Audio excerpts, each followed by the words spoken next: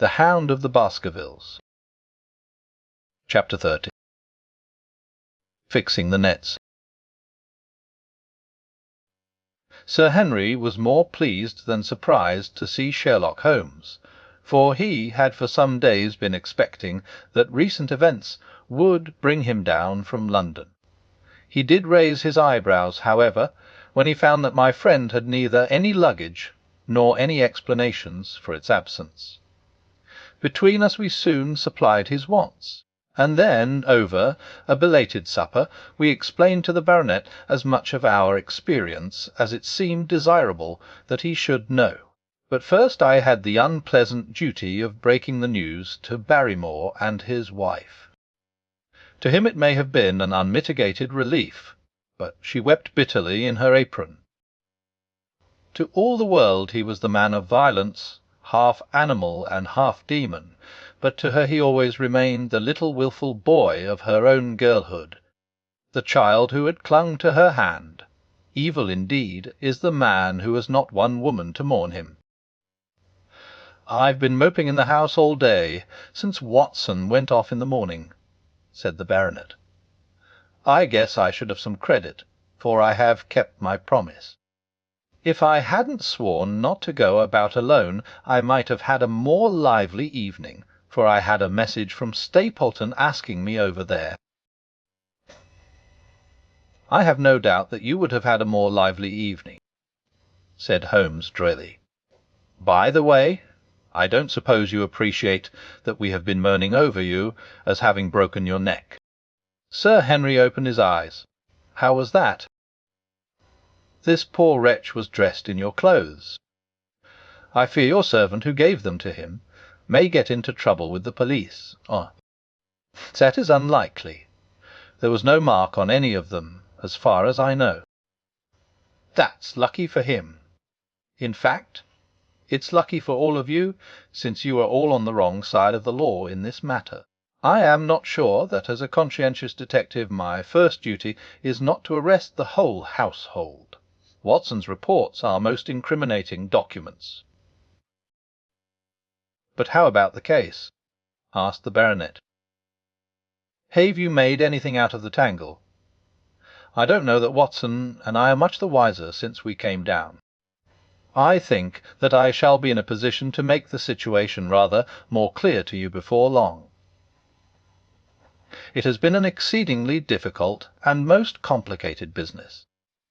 There are several points upon which we still want light, but it is coming all the same.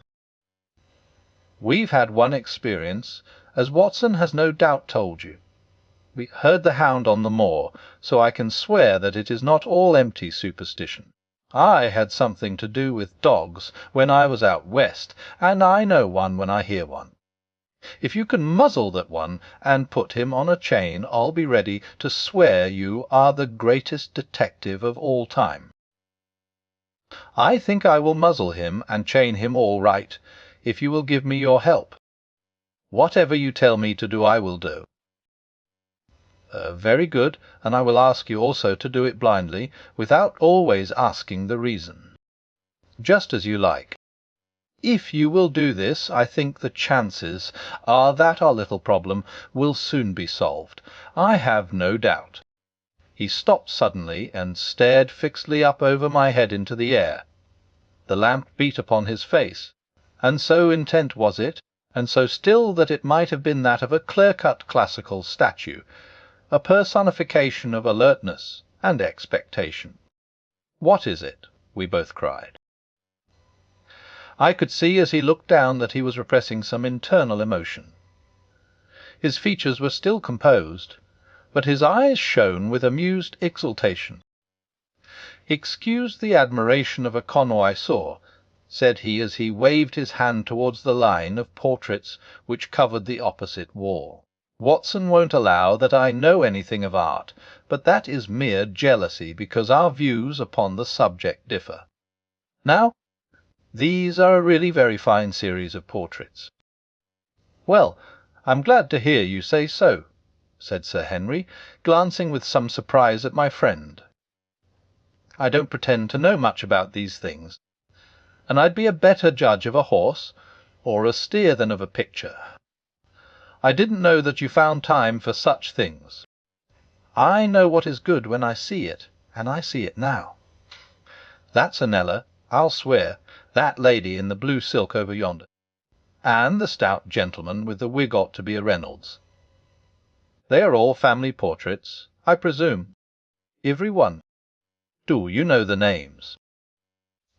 Barrymore has been coaching me in them, and I think I can say my lessons fairly well. Fu is the gentleman with the telescope. That is Rear Admiral Baskerville, who served under Rodney in the West Indies. The man with the blue coat and the roll of paper is Sir William Baskerville, who was chairman of committees of the House of Commons under Pitt.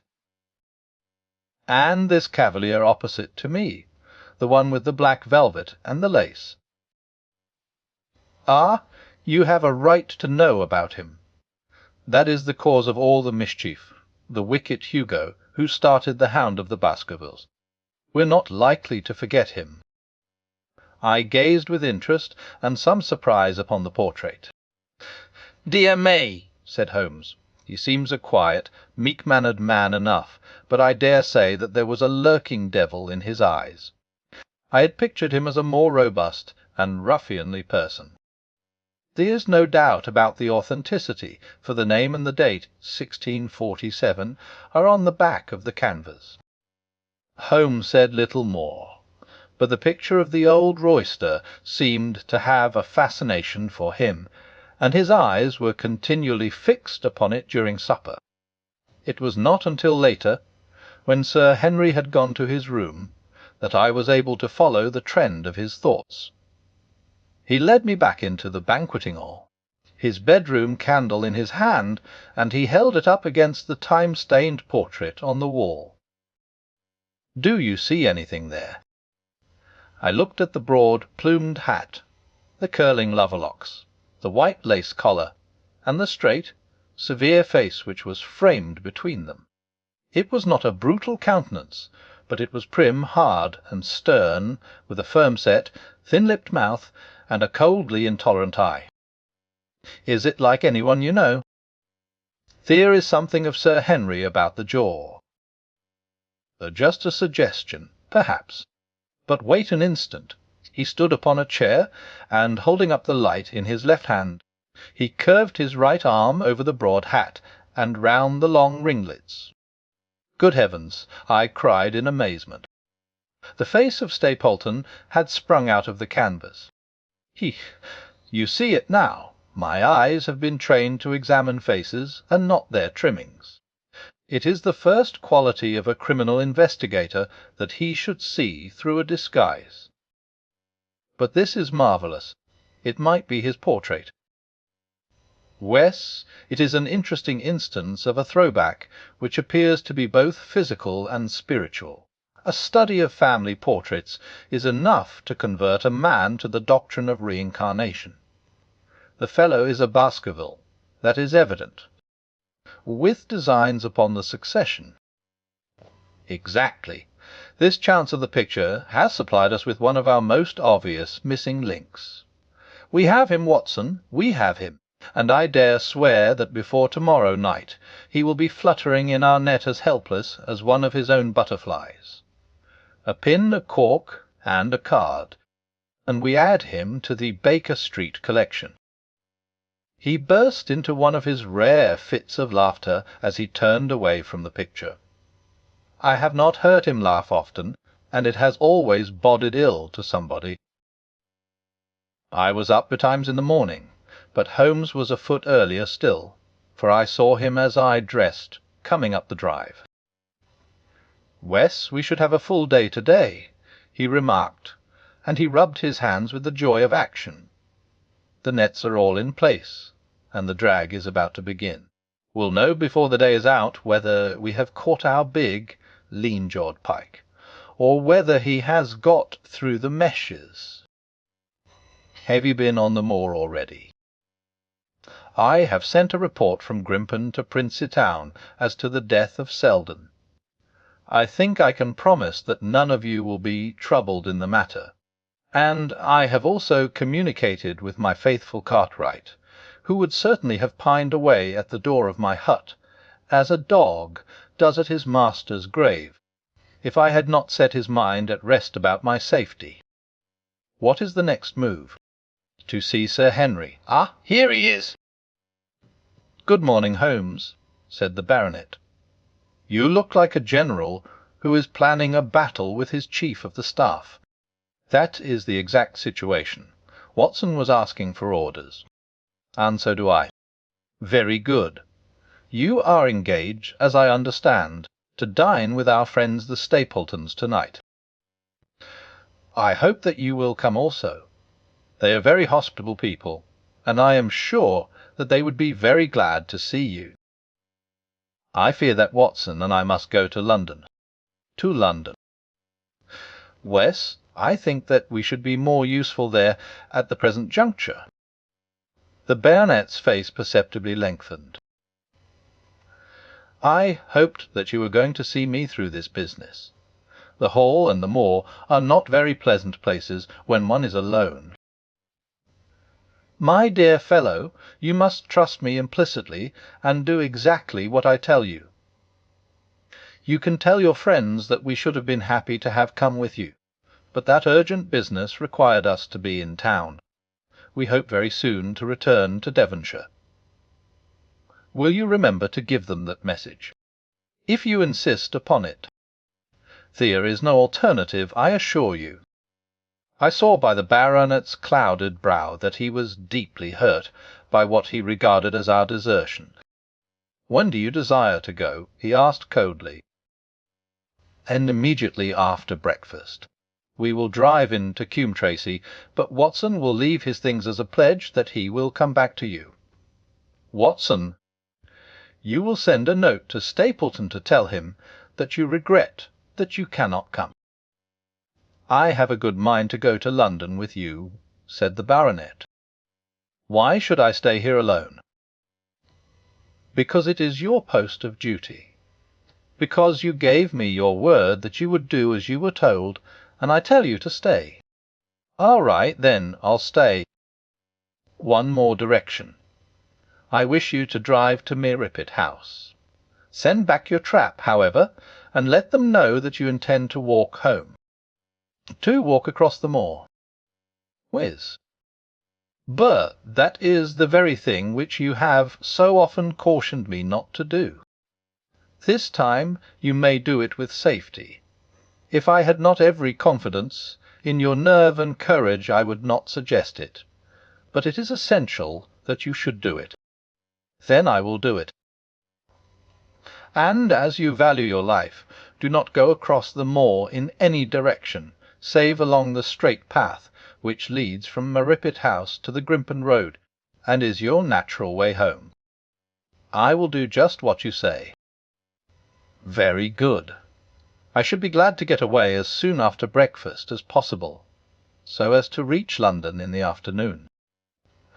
I was much astounded by this programme, though I remembered that Holmes said to Stapleton on the night before that his visit would terminate next day. It had not crossed my mind, however, that he would wish me to go with him, nor could I understand how we could both be absent at a moment which he himself declared to be critical. There was nothing for it, however, but implicit obedience, so we bade good-bye to our rueful friend, and a couple of hours afterwards we were at the station of Coombe Tracey, and had dispatched the trap upon its return journey. A small boy was waiting upon the platform. Any orders, sir? You will take this train to town, Cartwright. The moment you arrive you will send a wire to Sir Henry Baskerville, in my name, to say that if he finds the pocket-book, which I have dropped, he is to send it by registered post to Baker Street. West, sir? And ask at the station office if there is a message for me. The boy returned with a telegram which Holmes handed to me. It ran, wire received. Coming down with unsigned warrant. Arrive 5:40. Loostrad. That is in answer to mine of this morning. He is the best of the professionals, I think, and we may need his assistance. Now, Watson, I think that we cannot employ our time better than by calling upon your acquaintance, Mrs. Laura Lyons." His plan of campaign was beginning to be evident. He would use the baronet in order to convince the Stapletons that we were really gone, while we should actually return at the instant when we were likely to be needed.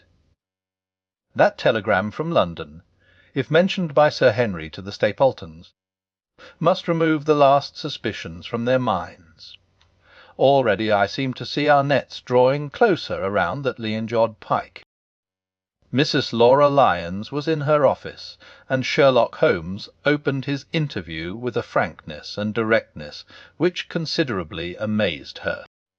"I am investigating the circumstances which attended the death of the late Sir Charles Baskerville," said he. "My friend here, Dr. Watson, has informed me of what you have communicated, and also what you have withheld in connection with that matter." "What have I withheld?" she asked defiantly. "You have confessed that you asked Sir Charles to be at the gate at 10 o'clock. We know that that was the place and hour of his death. You have withheld what the connection is between these events. There is no connection. In that case the coincidence must indeed be an extraordinary one. But I think that we shall succeed in establishing a connection. After all, I wish to be perfectly frank with you, Mrs. Lyons. We regard this case as one of murder, and the evidence may implicate not only your friend, Mr. Stapleton, but his wife as well." The lady sprang from her chair. "His wife!" she cried. "The fact is no longer a secret. The person who has passed for his sister is really his wife." Mrs. Lyons had resumed her seat. Her hands were grasping the arms of her chair, and I saw that the pink nails had turned white with the pressure of her grip. "His wife," she said again. "His wife. He is not a married man." Sherlock Holmes shrugged his shoulders. "Prove it to me. Prove it to me. And if you can do so—" The fierce flash of her eyes said more than any words. "I have come prepared to do so," said Holmes, drawing several papers from his pocket. "Here is a photograph of the couple taken in York 4 years ago. It is endorsed Mr. and Mrs. Vandeleur, but you will have no difficulty in recognizing him, and her also, if you know her by sight. Here are 3 written descriptions by trustworthy witnesses of Mr. and Mrs. Vandeleur, who at that time kept St. Oliver's private school. Read them and see if you can doubt the identity of these people." She glanced at them, and then looked up at us with the set, rigid face of a desperate woman. "Mr. Holmes," she said, "this man had offered me marriage on condition that I could get a divorce from my husband. He has lied to me, the villain, in every conceivable way. Not one word of truth has he ever told me. Why, I imagined that all was for my own sake, but now I see that I was never anything but a tool in his hands. Why should I preserve faith with him who never kept any with me? Why should I try to shield him from the consequences of his own wicked acts? Ask me what you like, and there is nothing which I shall hold back. One thing I swear to you, and that is that when I wrote the letter I never dreamed of any harm to the old gentleman, who had been my kindest friend." "I entirely believe you, madame," said Sherlock Holmes. "The recital of these events must be very painful to you, and perhaps it will make it easier if I tell you what occurred, and you can check me if I make any material mistake. The sending of this letter was suggested to you by Stapleton. He dictated it.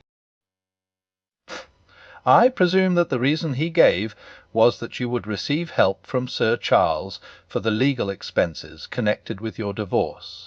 "Exactly." "And then after you had sent the letter he dissuaded you from keeping the appointment."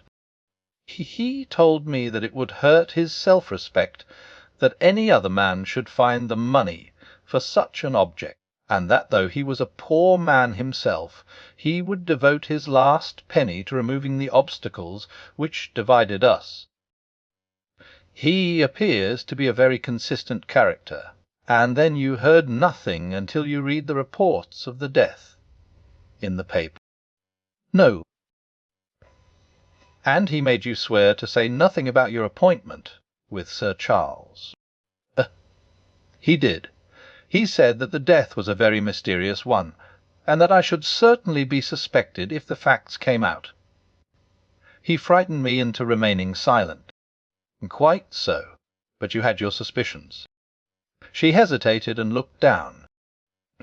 I knew him, she said, but if he had kept faith with me, I should always have done so with him. I think that on the whole you have had a fortunate escape, said Sherlock Holmes. You have had him in your power, and he knew it, and yet you are alive.